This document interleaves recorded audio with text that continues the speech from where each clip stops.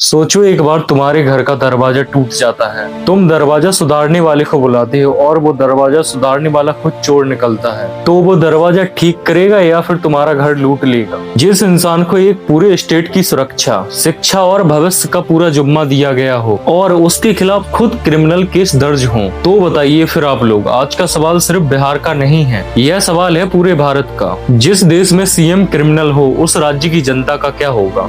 15 अप्रैल 2026 बिहार को एक नया सीएम मिलता है, नाम सम्राट चौधरी, और यह बिहार के इतिहास में पहले बीजेपी सीएम भी हैं। सुनने में हर एक चीज अच्छी लगती है, नया चेहरा नया दौर, लेकिन जब हम थोड़ी गहराई में जाते हैं तो एक के बाद एक ऐसी चीजें सामने आती हैं जो तुम्हें भी सोचने पर मजबूर कर देंगी। सम्राट चौधरी बताइए, इस देश में मैं कैमरे पर कह रहा हूँ, इससे ज्यादा आपराधिक चरित्र का आदमी इस पूरे देश में इतने बड़े पद पर नहीं है। इस व्यक्ति पर सीधे सीधे 7 लोगों की हत्या का आरोप नहीं है, ये आदमी उसके अभियुक्त है। सम्राट चौधरी ने खुद अपने इलेक्शन एफिडेविट में क्रिमिनल केस डिक्लेयर किए हैं।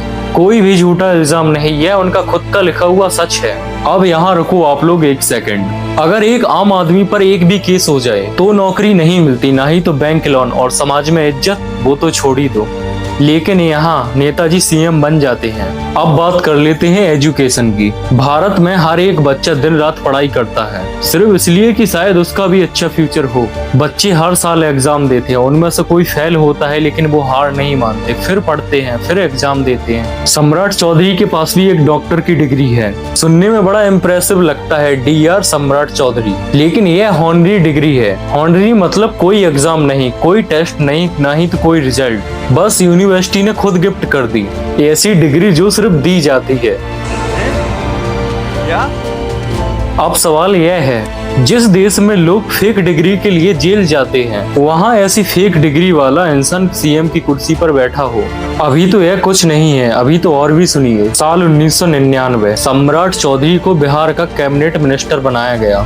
वाह वाह क्या बात है, लेकिन इसमें भी एक प्रॉब्लम है। ना ही तो वो उस समय MLA थे, ना ही तो उस समय MLC, ना असेंबली मेंबर, ना ही तो काउंसिलर मेंबर, सीधे ही बिना किसी पोस्ट के मिनिस्टर बन गए। और यह सिर्फ एक शुरुआत है अभी। फिर उन्होंने 2020 में इलेक्शन जीते, लेकिन कोर्ट ने उनका इलेक्शन वोट डिले कर दिया। इसकी वजह वह इलेक्शन के समय अंडर एज थे, उस इलेक्शन के समय। अब सोचो एक सेकंड, और आज वो बिहार के सीएम हैं। इन्हें हम डॉक्टर भी बोल सकते हैं और एक क्रिमिनल भी, क्योंकि इनके ऊपर 8-9 मर्डर के केस भी हैं। अब आते हैं सबसे इम्पोर्टेंट बात पर। जब सरकार चलाने वाले खुद क्रिमिनल केस में घुसे हुए हों, तो पुलिस, कोर्ट और सिस्टम सब धीरे धीरे कमजोर पड़ जाते हैं। मैं तो कहता हूँ कि ऐसे इंसान को इलेक्शन ही लड़ने नहीं देना चाहिए। बिहार के लाखों बच्चे IAS, IPS, डॉक्टर, इंजीनियर बनना चाहते हैं। वो पढ़ते हैं, रात को जागते हैं। जब वो देखते हैं कि सिस्टम में फेक डिग्री वाले बैठे हैं, तो वो अंदर से बिल्कुल से टूट जाते हैं। मैं बीजेपी के खिलाफ नहीं हूँ और ना ही तो कांग्रेस के साथ। बिहार की जनता डिजर्व करती है एक साफ इमेज वाला नेता, एक पढ़ा लिखा नेता, एक ऐसा नेता जिसके ऊपर कोई भी केस ना हो। मिलते हैं अगले वीडियो में अगले सच के साथ। और आपने अपना मुझे कीमती समय दिया, उसके लिए आप सभी का दिल से धन्यवाद।